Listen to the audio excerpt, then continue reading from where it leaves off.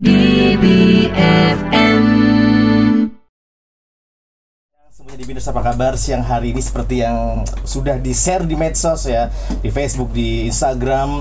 Untuk siang hari ini dari jam 1 sampai dengan jam 2 kita akan ada talk show bersama Astra Tol Cipali. Dan memang setiap momen liburan Natal dan Tahun Baru tentunya menjadi perhatian khusus dari manajemen Astra Tol Cipali untuk tetap memaksimalkan melayani pengguna jalan tol melalui kampanye Nataru Setuju atau selamat sampai tujuan. Nah, kira-kira sejauh mana nih kesiapan dan juga layanan dari Astra Tol Cipali, dan bagaimana juga mengantisipasi lonjakan kendaraan di Tol Cipali? Di studio sudah hadir ada Bapak Suyitno, General Manager Operation dari Astra Tol Cipali, dan juga ada Ibu Teresia Diah atau Mbak Riri, Manager Corporate Communication dan juga CSR.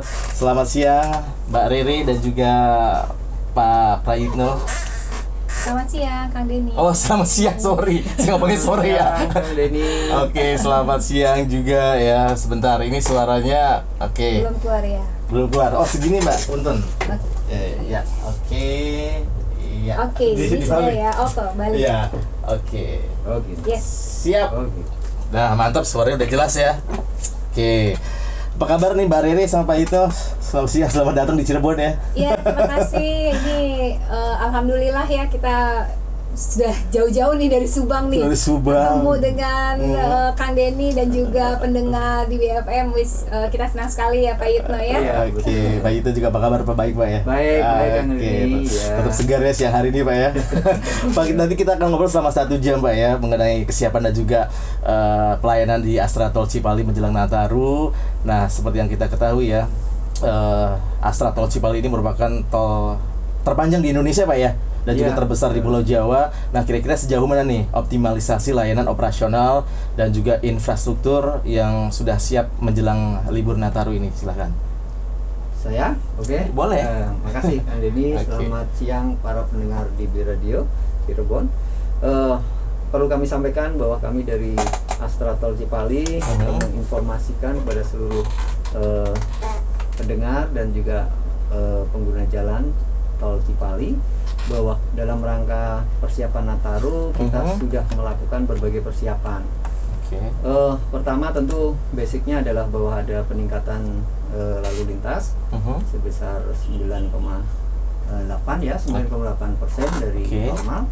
Nah, persiapan yang sudah kita lakukan ada beberapa bidang. Pertama di bidang transaksi, tentu kita mempersiapkan gerbang tol yang cukup padat, ya gerbang tol barir kami yang ada di Palimanan, yaitu dengan memaksimalkan 30 gardu tol yang ada dan juga 15 MR ya, itu yang kita siapkan apabila masih diperlukan kemacetan, masih ada kemacetan. Kemudian tentu personilnya juga mengikuti. Personilnya ya, juga Pak ya? Ya, tentu saja. Kira-kira berapa nih Pak yang diterjunkan dari petugas mana aja jumlah personilnya? Kalau personel tentu mengikuti bukaan gardu yang ada ya. Jadi kita memberikan, sebenarnya seluruh gardu kita itu sudah GTO ya, tanpa orang sebenarnya tanpa perlu melakukan pelayanan di masing-masing gardu. Nah, tetapi apabila ada hal-hal yang mungkin ada masalah, tentu teman-teman kita dengan sigap akan membantu. Kemudian di bidang lalu lintas kita siapkan seluruh armada kita. Di Astra Tol Cipali kita memiliki berbagai armada untuk pelayanan, yaitu mobil patrol itu ada 12 ya. Kemudian derek itu ada 15 ya dengan cadangannya. Kemudian ambulan kita memiliki 5. Jadi dalam kondisi-kondisi darurat akan sangat membantu pengguna jalan untuk misalnya memberikan pertolongan. Kemudian juga kita memiliki mobil rescue. Mobil rescue ya Pak ya? Ya, jadi mobil rescue itu diperlukan juga apabila sampai terjadi kecelakaan. Mudah-mudahan tidak ada sih. Amin, jangan sampai Pak ya. Terus kemudian di bidang jalan, jadi kondisi jalan tentu kita persiapkan sedemikian rupa sehingga memenuhi ketentuan untuk acara mudik Nataru ya.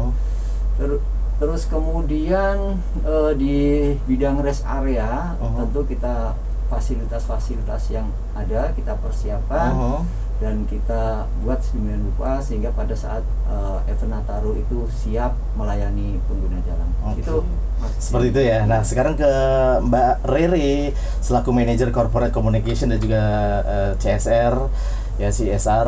Nah, ini kira-kira waktu kemarin kan sempat digadang-gadang juga ya untuk pembukaan akses di Bandara Tol Kertajati ya, akses ke Tol Bandara Kertajati Majalengka. Kira-kira nih kapan nih beroperasinya? Dan kira-kira menggunakan transaksi tertutup ya untuk semua jenis kendaraan. Itu maksudnya gimana ya Mbak Rere ya? Bisa dijelasin untuk progres akses jalan tol ke Bandara Kertajati dan juga untuk transaksi tertutup itu seperti apa? Oke, terima kasih Kang Denny. Jadi sebelum saya menjawab itu, saya ingin menjelaskan dulu nih, jalan tol Kertajati memang jalan tol terpanjang keempat nih Kang Denny. Oh, keempat, oke. Ya, karena dan terpanjang pertama sih di Trans Jawa. Kalau di seluruh Indonesia ini keempat. Dengan panjangnya 116,75 seperti itu. Nah, kalau tadi sistem transaksinya itu tertutup. Tertutup itu kalau kita tapping di gardu entrance itu nanti akan biayanya itu akan dikenakan pada saat kita tapping di gardu exit. Betul. Contohnya kayak kalau mau masuk kita mau ke Jawa ya, ke arah Semarang, kita tapping dari Subang nih, entrance, kemudian kita keluarnya di Palimanan. Nah, dikenakan biayanya itu di Palimanannya. Nah, itu exit namanya. Jadi itu ya. Jadi sistemnya tertutup. Nah, beda dengan yang terbuka seperti tol-tol di dalam kota. Kalau mau masuk ke tol Semanggi atau ke tol Cawang segala macam itu hanya satu kali saja tappingnya.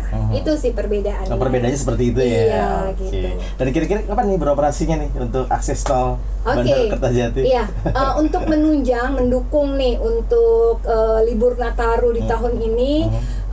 Yang tadi sudah disampaikan Pak Suyitno juga, memang kondisi trafiknya itu bisa dikenaikannya 9,8 ya, dan itu semoga tidak terjadi kepadatan karena lalinnya itu hanya sekitar 59 aja nih, 59.000. Padahal kita bisa menampung lebih banyak nih, gitu. Kalau dari lalin normal sih hanya sekitar 50 dan sekarang ini belum ada masalah gitu ya. Jadi diharapkan nggak ada kepadatan pada saat nanti Nataru. Untuk menunjang Nataru itu nanti kita akan meresmikan membuka jalan tol akses BIJB Kertajati yang nanti terkoneksi di kilometer 158. 158 iya, ya? daerahnya Majalengka, Kertajati Majalengka ya Kang Denny ya. Nah, itu rencananya akan diresmikan dan dioperasikan itu pada hari Senin nanti tanggal 20 Desember. Semoga nanti bisa berjalan dengan lancar, didoain ya Kang Denny ya. Amin, semoga lancar ya. Luar biasa sekali momennya pas ya. Betul, karena kita juga mau support, kita mau dengan aksesnya BIJB Kertajati ini bisa menunjang dengan lalin sekitarnya ya, wilayah-wilayah sekitar, menunjang perekonomian juga, dan nantinya juga mungkin bisa terkoneksi juga dengan tol Cisumdawu yang sekarang lagi progres ya Kang Denny. Progresnya mungkin tahun depan ya? Iya, semoga ya, karena ada kan dia ada 6 session gitu ya, jadi mungkin bertahap lah. Jadi semakin mudah ya. Semakin mudah untuk Kang akses Denny, tol Cipali ini, mau ke bandara dekat, segala macam aksesnya luar biasa. Sekali. Oke, baik, nanti kita akan lanjut lagi. Silakan untuk di Biners bisa tanya-tanya ya. Ada Mbak Rere dan juga ada Pak Suyitno dari Astra Tol Cipali di 0811244798. Yang mau telepon juga silakan di 88055908. Setelah commercial break, saya akan balik lagi. Baik, 90,8 DB Radio balik lagi bersama Astra Tol Cipali. Masih Bapak Suyitno dan juga Mbak Rere dari Astra Tol Cipali. Kita akan lanjut ya ngobrol-ngobrol tentang kesiapan dan juga layanan dari Astra Tol Cipali menjelang Nataru 2021 dan juga tahun baru 2022. Dan silakan untuk Anda yang mau telepon, saya tunggu telepon Anda di 023188055908. Anda bisa tanya apa aja mumpung ada teman-teman dari Astra Tol Cipali ya. Dan untuk ini Pak Yitno ya, terkait lonjakan arus kendaraan di Tol Cipali, kira-kira prediksinya itu yang akan melintas di Tol Cipali berapa ribu Pak? Dan puncaknya peaknya itu tanggal berapa sampai tanggal berapa? Ya, makasih Kang Denny. Jadi untuk peaknya itu pada saat mudik itu tanggal 26 ya. 26, Nah, oke. nanti baliknya itu tanggal 2. Tanggal 2 Januari ya itu mudiknya. Nah, kenaikan yang tadi disampaikan oleh Bu Rere, Mbak Rere itu 9,8% itu di angka 56.000. Wah, 56. luar biasa Nah, ya. masalahnya begini Kang. Jadi sebenarnya kalau secara jumlah itu memang cukup. Jadi fasilitas gardu kita yang ada di gerbang tol Palimanan itu cukup. Tetapi kan yang jadi masalah adalah bahwa distribusinya itu tidak merata dalam 24 jam sehingga menumpuk pada satu waktu tertentu. Nah, ini sebenarnya yang harus kita antisipasi dengan menyiapkan yang tadi kami sampaikan. Karena secara jumlah sebenarnya cukup ya dengan transaksi, waktu transaksinya itu yang sekarang itu kan 4 detik ya. Lebih cepat Pak ya. Lebih cepat dengan gardu GTO yang ada di gerbang tol Palimanan dan seluruh gerbang tol yang ada. Tetapi masalahnya yang tadi saya sampaikan adalah distribusi dan menumpuk pada jam-jam tertentu. Oke, baik Pak, tahan dulu Pak. Ada yang tanya nih, ada yang telepon. Halo, selamat siang. Siang. Halo, siang. Dari siapa ini Mbak?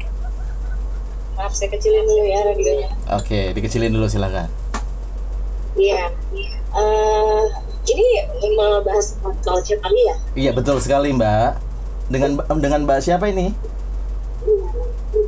Iya, saya Resti di Majalengka. Oh, di Majalengka. Oke, silakan Mbak Resti. Ada Pak Prayitno sama Mbak Riri dari Astra Tol Cipali, silakan. Pak Swito dan Mbak Riri. Betul. Iya. Betul sekali Mbak Resti. Iya. Saya mau tanya nih, untuk Tol Cipali sendiri yang rawan terjadi kecelakaan itu biasanya di kilometer berapa ya, Mbak dan Mbak? Kemudian sebenarnya untuk penggunaan jalan sendiri gitu ya, lebih aman kita nih menggunakan jalan tol jam berapa sih gitu kan? Karena mungkin beberapa ruas kilometer itu ada yang kurang. Nah, saya juga mau tanya nih untuk kondisi penerbangannya sekarang ini gimana? Oke, ada lagi Mbak Resti pertanyaannya? Itu benar nggak sih rumor yang diberlakukan ganjil Oh, ganjil genap. Oke. Seperti itu ya, ganjil genap sama ini kilometer berapa yang rawan gitu ya. Yang mesti diwaspadai ya, bukan rawan ya. Betul. Ada lagi Mbak Resti? Gitu aja Mas, makasih ya. Oke, terima kasih. Iya ya. Hati-hati ya Mbak. Hati-hati Mbak Resti, lagi jalan juga nih, lagi OTW. Oke, thank you. Iya. Oke, makasih Mbak Resti yang lagi di jalan tol juga nih ya.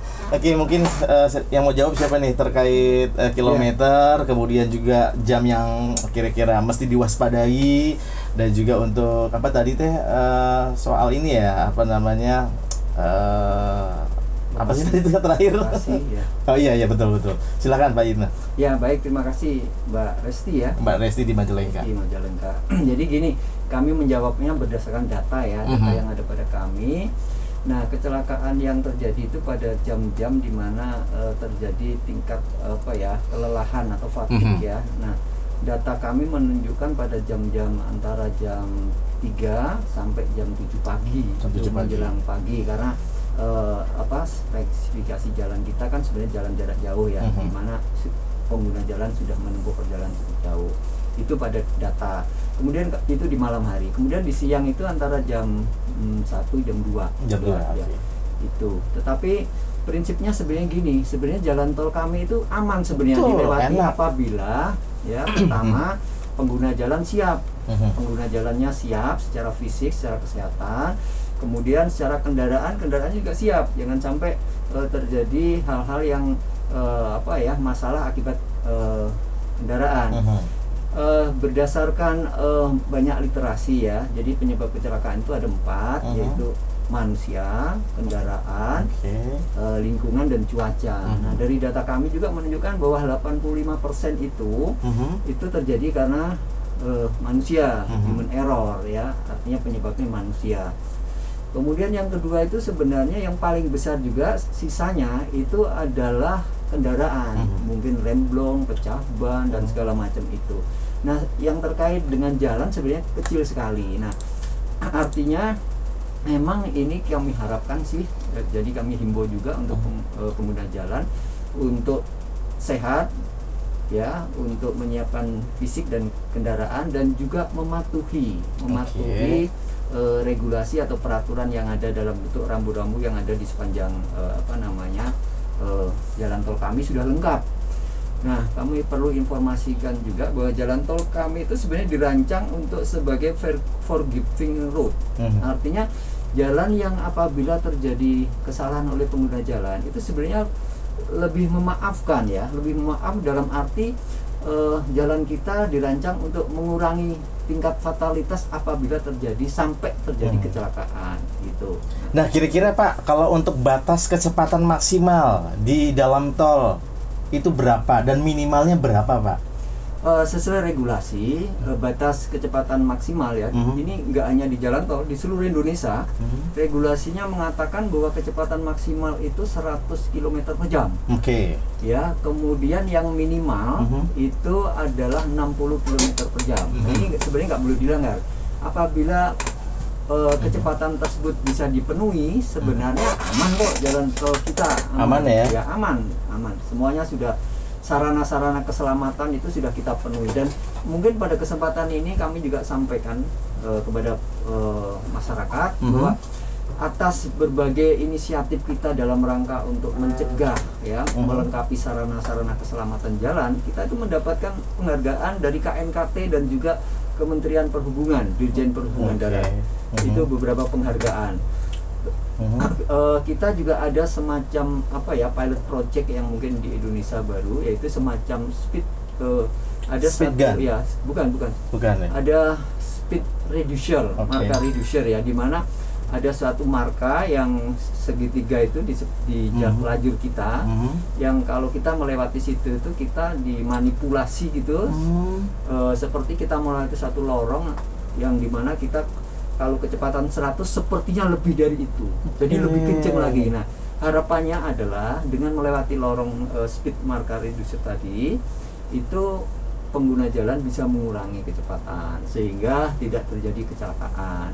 Karena kami informasikan juga karena kondisi jalan tol Cipali yang memang lokasinya itu strategis dalam pengertian dari Jakarta sampai Jawa itu posisinya itu di tengah ya, dalam pengertian kalau pengguna jalan dari Jakarta sudah melewati satu kondisi kemacetan yang cukup cukup panjang, nanti kalau melewati Cipali sebenarnya fisiknya sebenarnya sudah cukup lelah. Nah, kita harapkan dengan 8 rest area yang ada di kita itu kami himbau untuk beristirahat. Oke, baik Pak, terima kasih. Kemudian juga ada yang tanya lagi nih dari siapa ini? Endah di Purwakarta. Selamat siang Bapak-bapak dari Astra Cipali. Mau tanya nih, di rest area nanti apakah ada vaksinasi, Mbak Riri?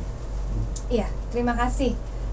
Kalau untuk di rest area pada saat Nataru ini, kami berkoordinasi dengan Dinas Kesehatan dan juga kepolisiannya Satgas Covid gitu ya, bahwa akan ada swab antigen nih secara random. Jadi pengguna jalan yang masuk nanti untuk beristirahat itu akan dilakukan random swab antigen. Tapi untuk vaksin sampai saat ini belum nih, kali ini seperti itu. Cuma antigen doang ya masih ya? Jadi memang itu atas dari Dinas Kesehatan sendiri sih ya, dan Satgas Covid gitu Kang Denny. Tapi yang seperti tadi Pak Yitno sampaikan, memang kami sudah menyiapkan 8 rest area, 4 ke arah Cirebon, 4 ke arah Jakarta, dan itu pengguna jalan bisa menggunakannya beristirahat gitu ya. Jangan langsung udah deket nih tinggal nanggung ya, biasanya gitu tuh. Nanggung gitu ya Kang Denny ya, gaspol aja, padahal kita nggak tahu kondisi kita itu lagi sudah lelah berkendara gitu kan, udah mulai turun, udah fatigue gitu, dan bisa terjadi nanti microsleep ya, kayak gitu, microsleep jadinya. Microsleep itu yang bahaya. Nah, itu gimana Mbak? Kira-kira tipsnya apa Mbak supaya jangan microsleep kayak gitu? Iya. Begitu kan, ngeliat gitu. Bener, gimana gitu, caranya? Hanya beberapa second aja kan gitu, bisa bahaya banget ya. Ada tipsnya nih dari Astra atau Cipali? Kalau tipsnya itu seperti yang sudah kami himbau sebelumnya melalui melalui media sosial kami juga ya. Dan kesempatan ini kami himbau jika berkendara itu memang kita harus selalu memperhatikan kondisi fisik tubuh kita.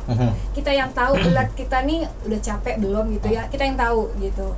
Kalau udah merasa aduh udah ngantuk, ini udah mengantuk nih, berhenti langsung. Berhenti di rest area nih. Rest areanya masih jauh, itu gimana, Mbak? Rest area masih jauh. Cari exit tolnya. Kalau di tol Cipali mau exit dimanapun nanti keluarnya itu pasti yang tadi sistem tertutup.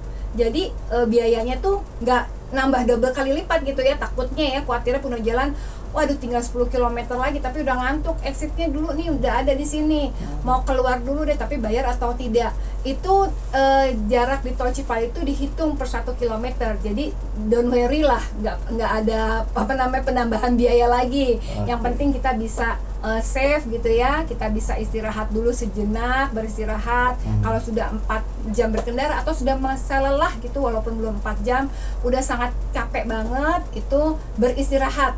Terus bisa nih disediakan apa minuman atau cemilan di mobil gitu ya.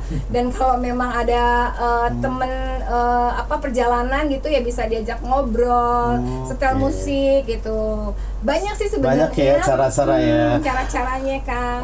Oke, silakan untuk Anda di Binus bisa tanya-tanya lagi di 0811 2447 908.